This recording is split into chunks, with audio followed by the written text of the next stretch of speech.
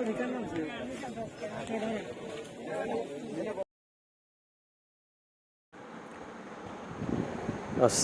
আলাইকুম সুপ্রিয় দর্শক, এই মুহূর্তে আমি আছি টাঙ্গাইলের মির্জাপুর থানার মজদই গ্রামের প্রাইমারি স্কুলের মাঠে।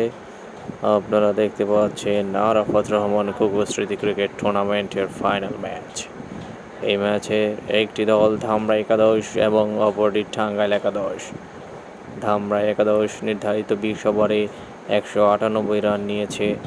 জবাবে 199 রানের টার্গেটে ব্যাটিং করছে টাঙ্গাইল একাদশ। প্রায় 5 থেকে 6 হাজার দর্শকের উপস্থিতিতে অত্যন্ত সুন্দর মনোরম পরিবেশে অনুষ্ঠিত হচ্ছে আজকের এই ক্রিকেট টুর্নামেন্ট।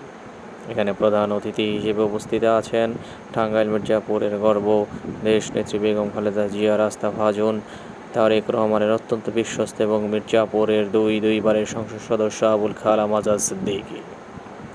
দর্শক, আপনারা দেখছেন ফ্রি স্টাইল ব্যাটিং। টাঙ্গাইলের ব্যাটসম্যানরা অত্যন্ত দায়িত্বশীলভাবে ব্যাটিং করে যাচ্ছেন। তারা কিন্তু রান রেটে পিছিয়ে আছেন, তবে উইকেট বিলিয়ে দেননি। উইকেটে থাকলে যে কোনোভাবে এই ম্যাচ জেতা সম্ভব বলে আমার মনে হয়।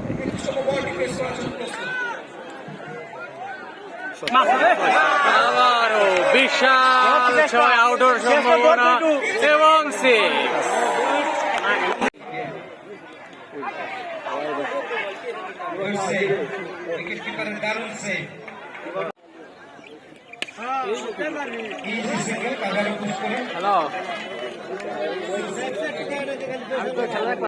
উনিশতম ওভারের দ্বিতীয় বল নিয়ে যাচ্ছেন ইমন। ব্যাটসম্যান প্রস্তুত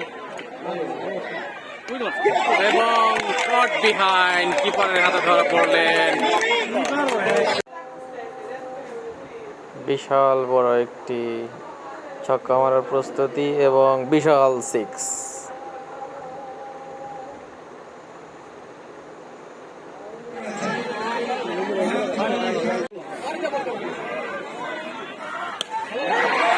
এবং ছক্কার সাথে সাথে খেলা শেষ হয়ে গেল।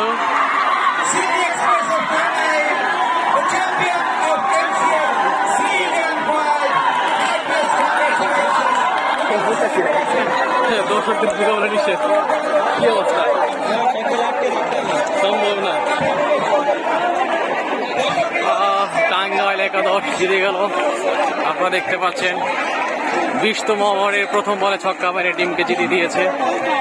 এই সেই মাঠ।